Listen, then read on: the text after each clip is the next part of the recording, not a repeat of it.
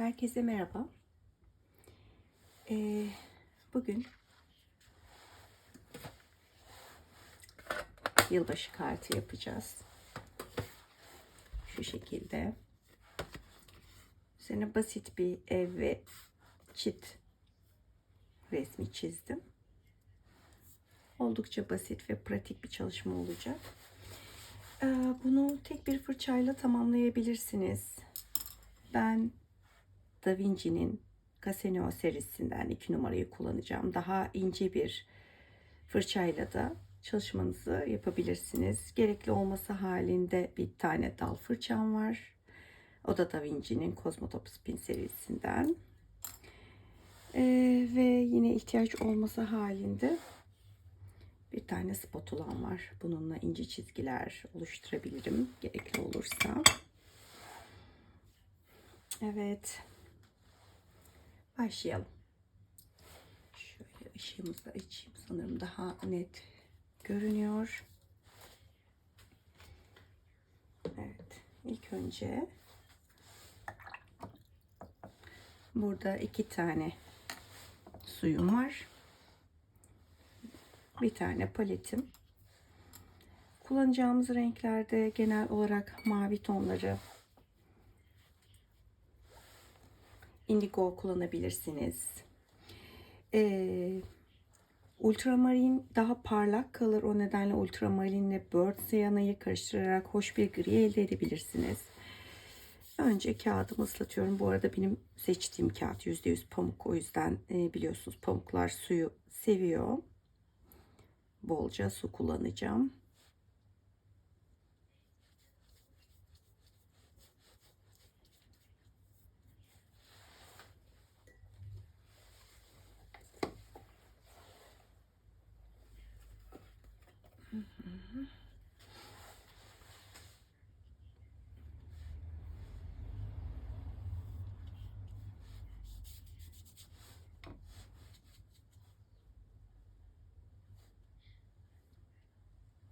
Önce kağıdımı ıslatıyorum. Biraz emmesi için ona fırsat tanıyacağım.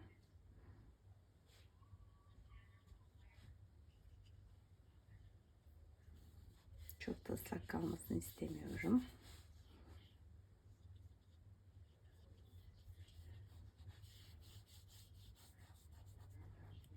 Gayet yeterli. Biraz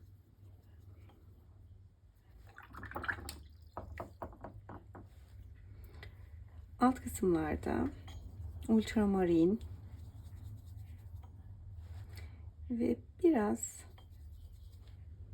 Burnt Sienna ile gri bir ton elde ediyorum.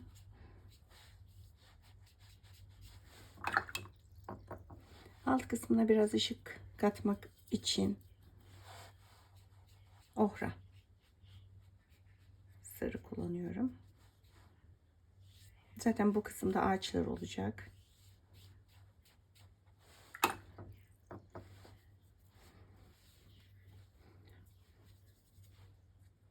Yine ultramarin ve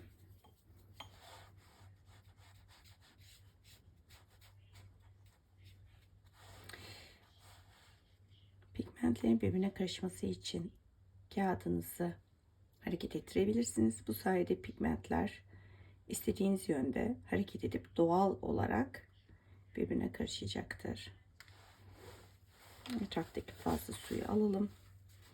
Kağıdımıza gelirse çünkü orada doku oluşturacaktır. Bu istemediğimiz bir şey.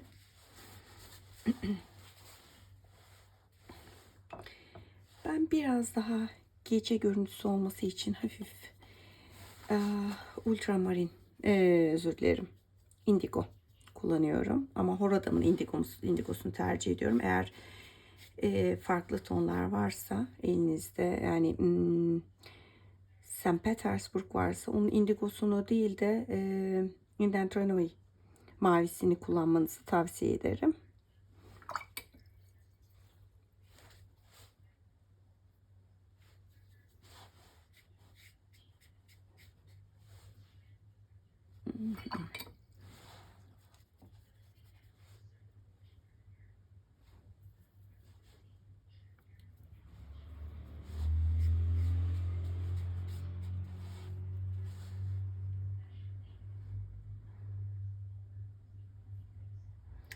pigmentin hareket etmesine izin veriyoruz. Koyudan açığa.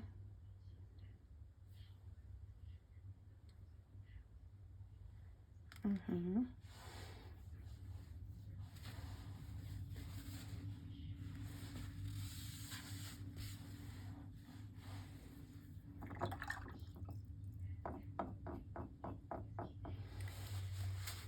Şimdi şu bölgede ağaçlarımızı yapacağız. Arka fonda biraz buğulu. Bunun için yine ultramarin ve burnt siena'yı kullanıyorum. Biraz eflatun tonu olması için içine pembe ya da kırmızı tonlarından tercih edebilirsiniz, dahil edebilirsiniz. Ben birazcık da kahverengi tonundan kullanmak istiyorum.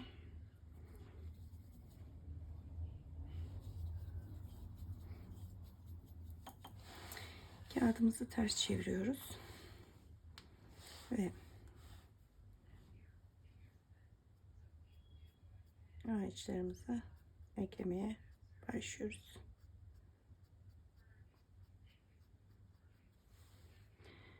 Ara ara tonlarınızı değiştirirseniz, biraz mavi, çok karıştırmazsanız farklı farklı tonlar elde edersiniz.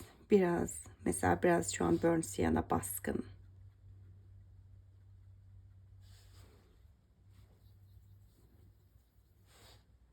Şimdi ultramarin.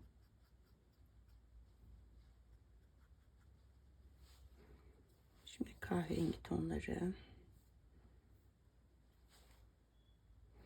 Yani renkler konusunda özgürsünüz. Bu sizin çalışmanız.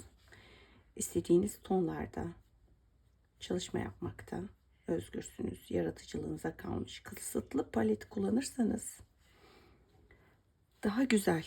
Yani renkleri karıştırarak, yani burada direkt mor rengini kullanmak yerine mavi ve kırmızı tonlarını karıştırarak kullanırsanız daha hoş, geçişli renkler elde edersiniz. Bu da resminizi daha güzel görmesini sağlar.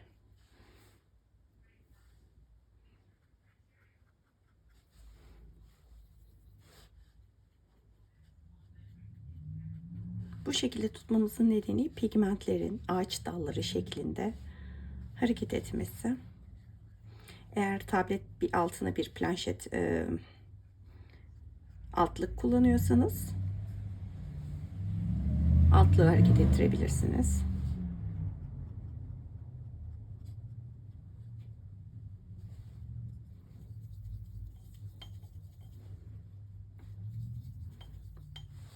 Dediğim renkleri farklı tonlarda karıştırıyorum.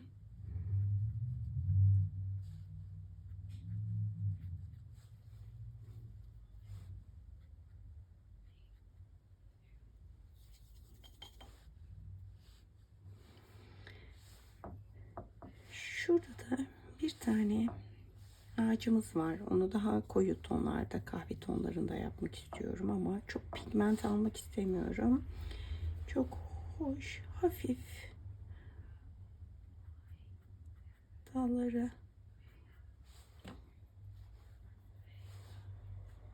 Çok koyu. Fırçamızı bu şekilde yaparak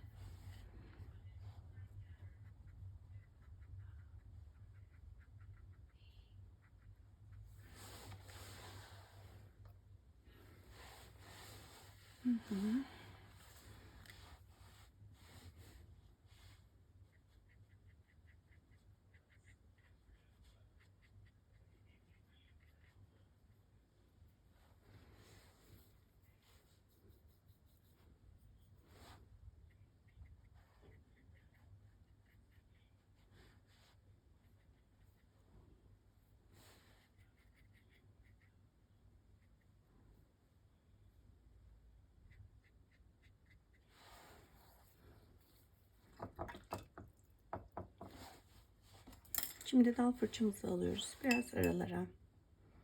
Ağaçların gövdeleri. Yine kullandığımız karışımları kullanabilirsiniz. Biraz dal ekleyeceğiz. Biraz gövde ekleyeceğiz.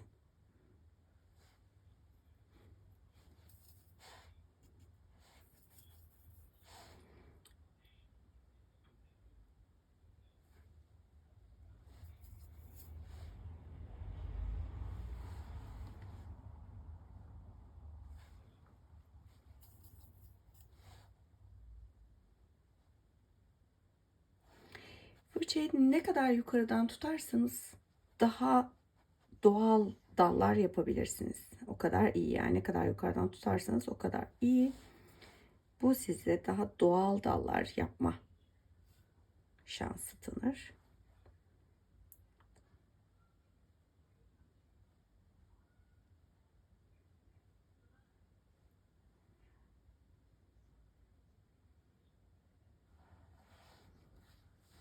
Biraz mavi.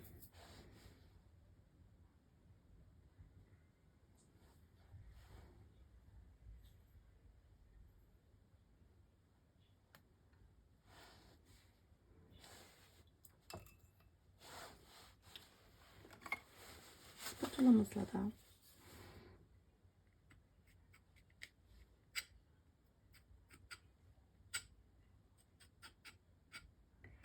kağıdımız çok ıslak olduğu için yaptığımız hamleler sonrasında boya oraya oturuyor ve daha koyu çizgiler oluşmasına neden oluyor.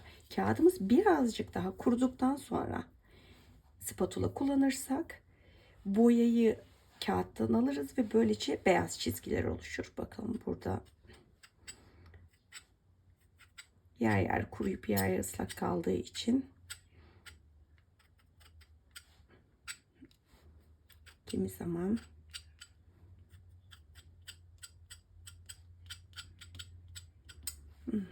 kimi zaman beyaz, kimi zaman daha koyu.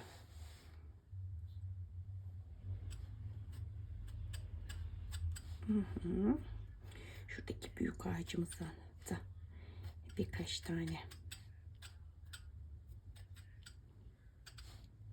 dal ekleyelim.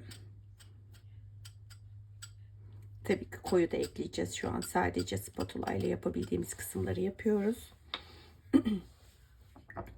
Evet, üst kısım tamam. Arzu edersek biraz ne denir? Kar, yağmur etkisi verebiliriz. Onun için bir yelpaze bir fırça kullanabiliriz. Benim yelpaze fırçam nerede? Bir saniye.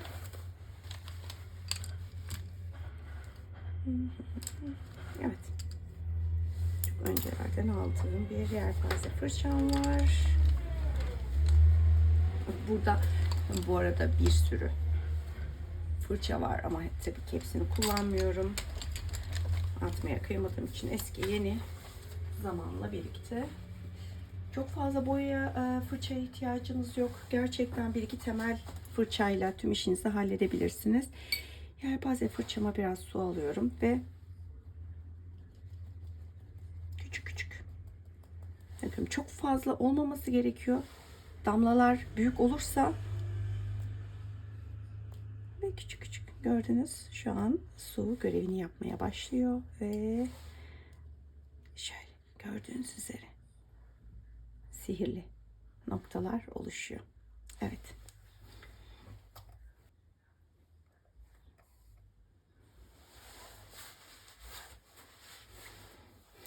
Evet. Şimdi daha detayları eklememiz gerekiyor. Ancak üst kısmın kurumasını beklemeliyiz. O zamana kadar alt kısma hafif bir kar yapalım. Alt kısmı ıslatıyorum önce.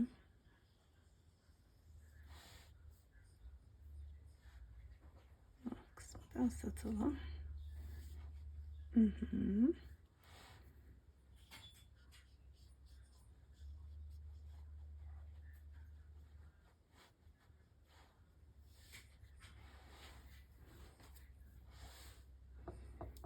Ve çok hafif.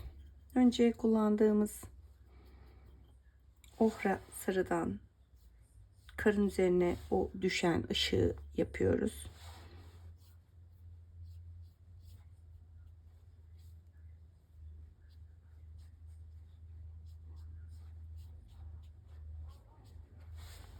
Ve yine derin ikisi oluşması için ultramarin ve burnt sienna karışımında oluşturduğumuz gri tonumuzu çok fazla olmayacak şekilde ön plana ekliyoruz. Bu sayede hem kar hem de derinlik. Derin ikisi oluşuyor.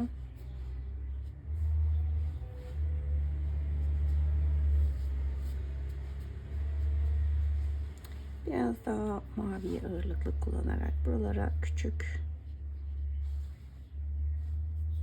dokunuşlar yapıyorum. Çok mavi oldu.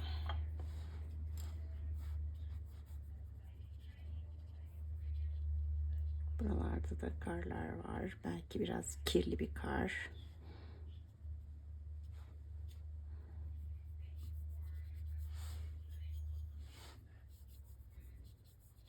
Bu da yine sizin hayalinize kalmış.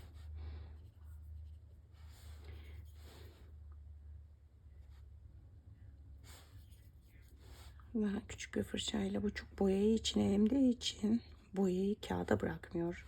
İşte biraz kalın. Biraz daha ağaçlarda kullandığım karışımdan. Çünkü bir yerde kullandığınız rengi diğer yerlerde kullanırsanız bir bütünlük oluyor.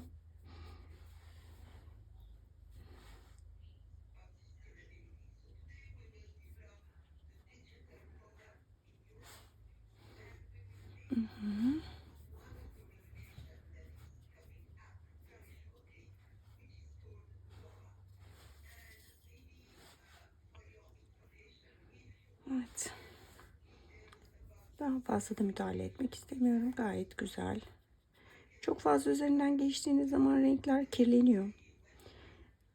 Tek fırça darbesi yaptığınız zaman evet, daha temiz bir görüntü elde edersiniz. Evet. Altı da oluşturduk. Üstü ne kadar biraz kurumuş. Evet. Önce evimizin çatısını boyayalım. Önce yine ıslatıyoruz. Çok fazla ıslatmamaya özen gösterin. Evet. Şurada da hafif bir karlı bölüm olacak. Evet. Işığı verebilmemiz için yine aynı karışımdan üst kısmı daha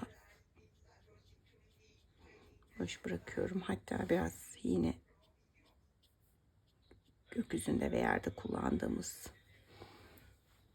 ohra sarıdan kullandım. Şimdi ultramarin ve burnt sienna karışımından yaptım ve daha ziyade çatının alt kısımları, ışığın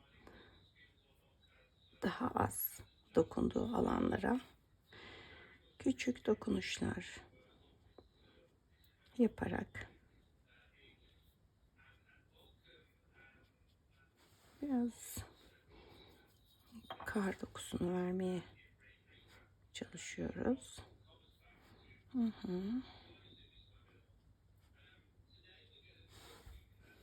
Evet. Alt kısımlara biraz daha koyuluk vermek istiyorum.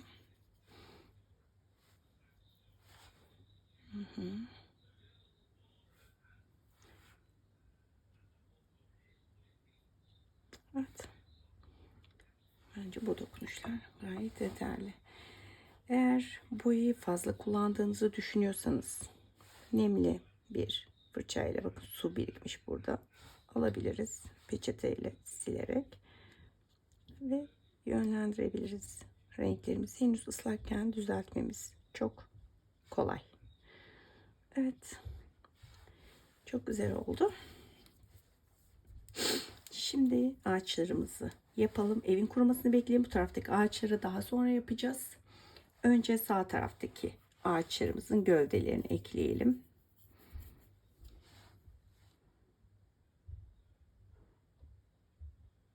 Kağıdımız hala ıslak. Biraz kuruması beklememiz daha doğru olur aslında.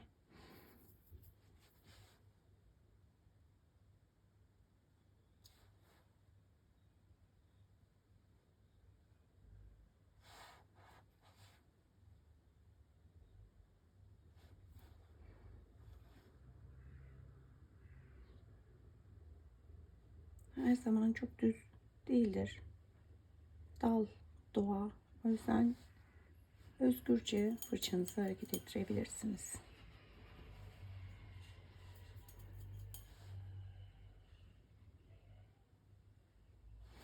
Gelin şimdi büyük ağacımızı çizelim.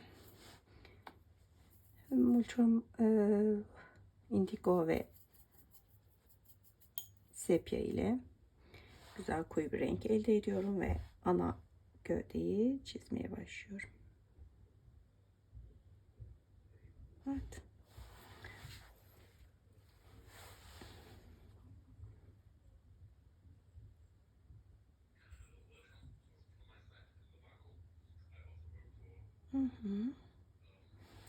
Yer yer daha açık tonlar, yer yer daha koyu tonlar tercih ederek daha doğal bir görüntü elde edebilirsiniz.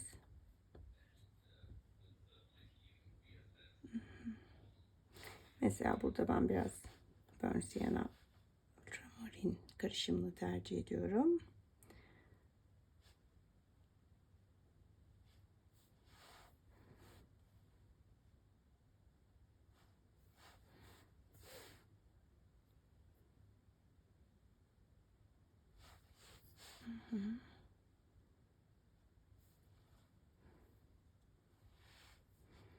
Evet.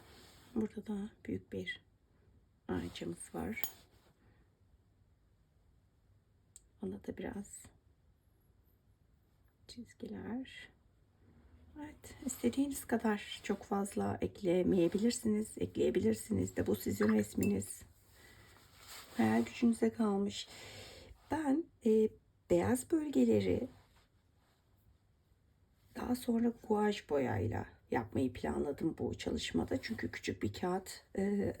Ama siz eğer isterseniz maskeleme sıvısı kullanarak da beyaz alanları belirleyebilirsiniz. Büyük çalışmalarda genelde maskeleme sıvısını tercih ediyorum. Çünkü kağıdın beyazını kullanmak daha doğal. Ama bu küçük kartpostal şeklinde olduğu için ben guaj boyayla bu sefer yapacağım.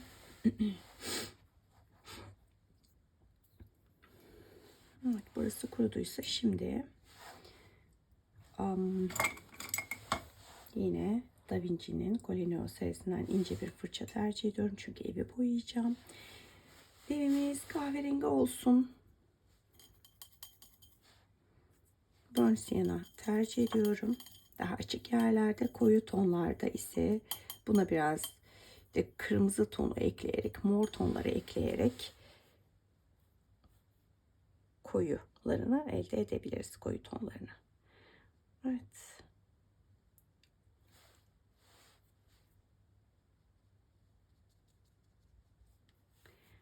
Aşağıda çitler ve karlar olduğu için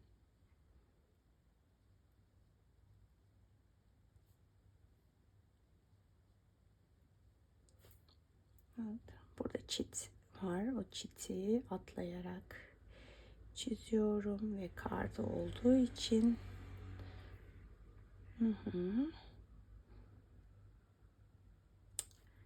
evet.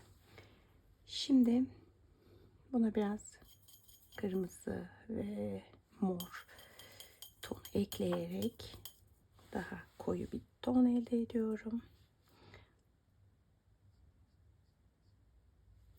Ve gölge kısımlar, koyu kısımlarını yapacağız.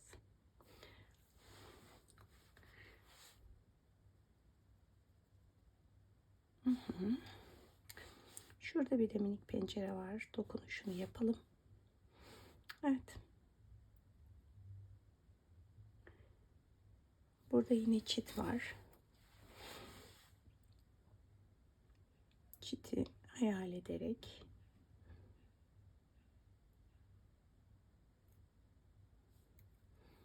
elimizin yan kısmını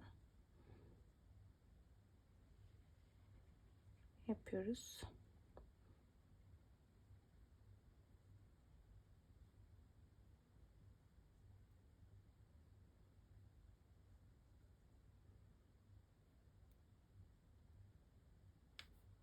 Arada karlar olduğu için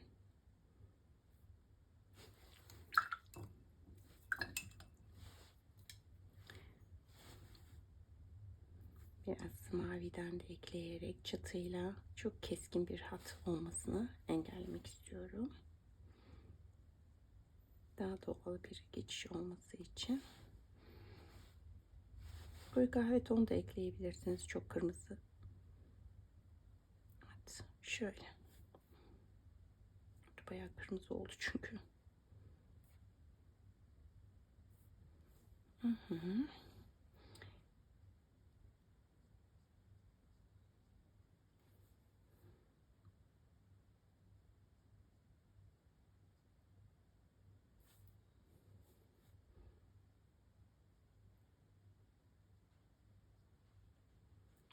Evin dokularını veriyoruz. Tahtalar. Evet.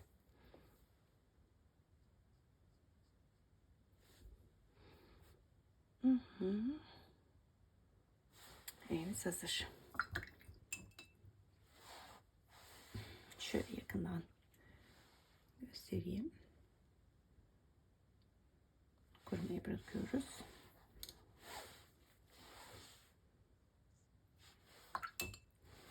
Şurada hata yaptım. Hiç endişelenmeye gerek yok. Kağıdımız ıslakken onları rahatlıkla alabiliriz. Temiz bir fırçayla. Hı hı.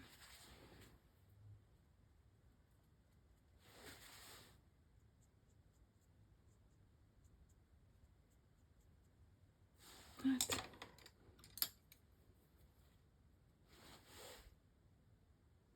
En koyu olması gereken yerler, çünkü buralara gölge düşüyor. Hı hı. Evet.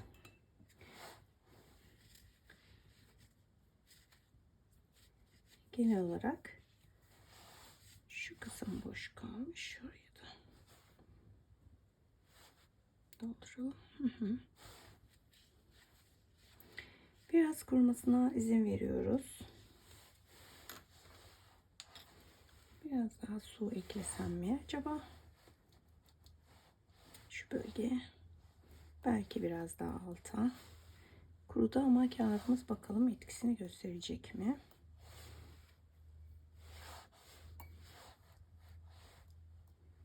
Daha fırça olmasına gerek yok. Parmaklarınızla da yapabilirsiniz. Tek yapmanız gereken, ıslattıktan sonra biraz gitmesine izin verin ki küçük küçük taneler oluşsun. Evet, işe yarıyor. Ağaçlarımızın orada hoş minik kar taneleri oluştu ve gökyüzünde de aynı şekilde. Hı hı. Biraz kurumasına fırsat verelim ve çitlerimizi yapalım. En sonunda guaj boyamızla karları konduralım. Ve belki evimizin önünde de bir ağaç koyarız. Gayet güzel olur. Evet. Şimdi yine aynı karışımdan kullanıyorum. Çitleri koyacağım. İlk yaptığım eskizdeki kara kalem çalışmasında şu an görünmüyor. O yüzden şu şekilde kafama göre. Kar da yağdığı için tek hamlede hızlı bir şekilde. Hı hı.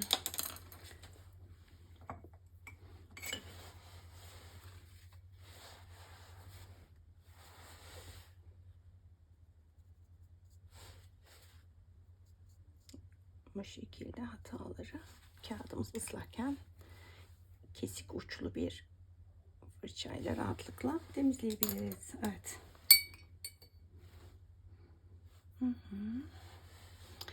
Devam edelim. Şurada ve burada.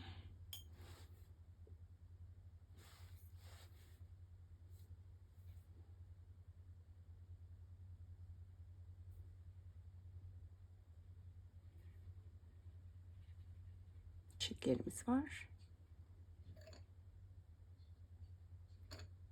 Çit yapmaya da bilirsiniz. Nasıl isterseniz bu şekilde.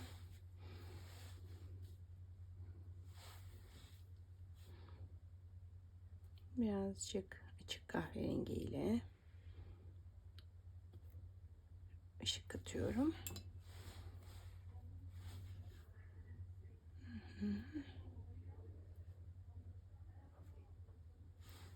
Daha doğal görünmesi için peçeteyle biraz çitlerimden boyayı alabilirim. Çünkü kar dokunuşu. Kar var. Evet.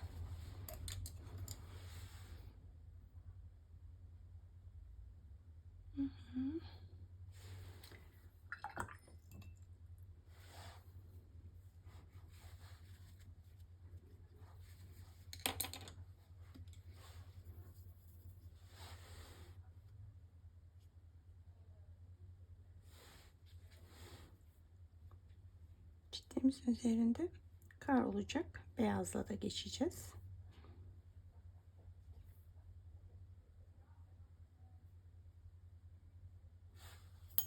O yüzden bunların çok belirgin olmasına ve muntazam olmasına gerek yok. Özellikle muntazam olmamasını istiyoruz. Çünkü çok muntazam yaparsanız gerçeklikten uzaklaşır.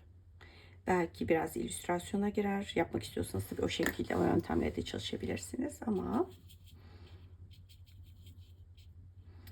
evet, biraz guaj boya aldım. Ben Nevskaya Palitra'nın guajını kullanıyorum.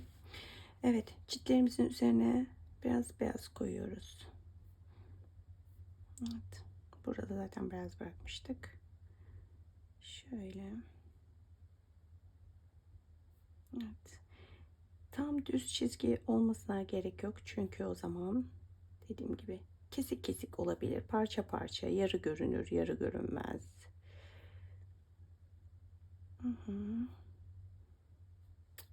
Belki biraz şu çitlerimizin üzerinde de vardır kar. Henüz ıslak olduğu için biraz karıştı ama evet, gayet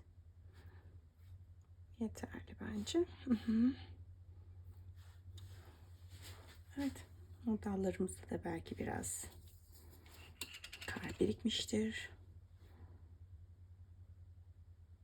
Böyle beyaz, arada beyaz dalların olması her zaman resme gerçeklik katıyor.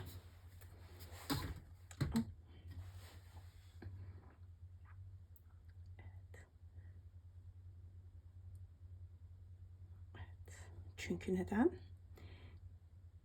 Üzerlerinde karlar var. Arada hatta beyaz dağlar.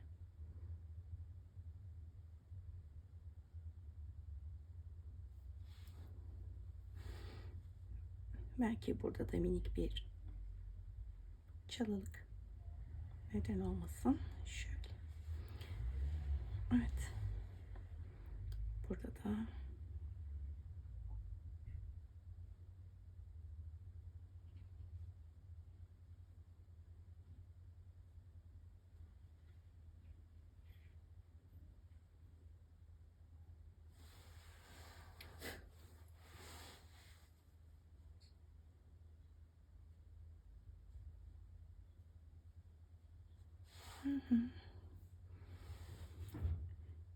yerlerde de biraz kar olabilir. Neden olmasın, böyle ışıltı. Çok fazla ıslak olmadığı zaman kağıdın dokusunu kullanmış oluyorsunuz ve şu şekilde kar ekleyebilirsiniz. Eklemeyebilirsiniz de, size kalmış.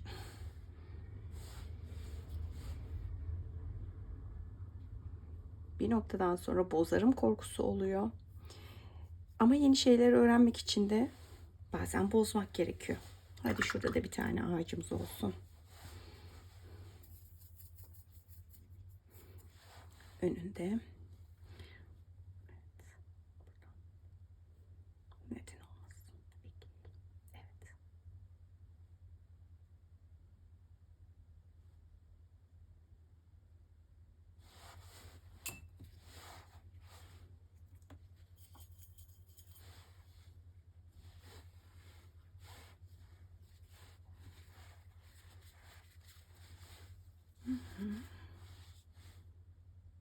Şimdi birazcık daha açık bir kahverengiyle.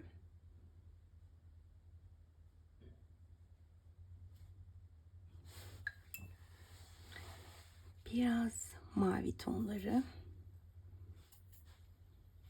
Ultramarin karışımını kullanıyorum. Şöyle biraz da karlı dallar. Evet.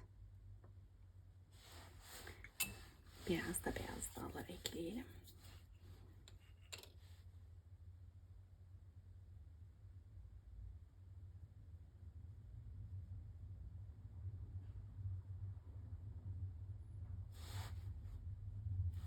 Dediğim gibi fırçayı en yukarıdan tutarsanız daha kontrolsüzce çizersiniz. Bu da daha doğal dallar oluşmasını sağlar.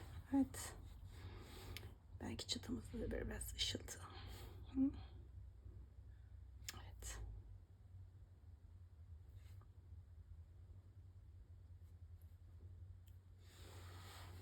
Hı hı.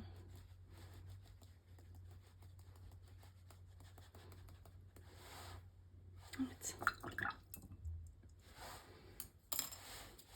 İstediğiniz kadar devam ettirebilirsiniz.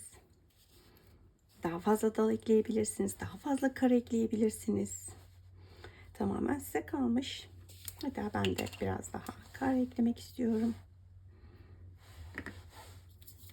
Yine sulandırıyorum ve küçük hareketlerle minik. Evet, evet. Yeterli benim için. Ve bu kadar. Son hali.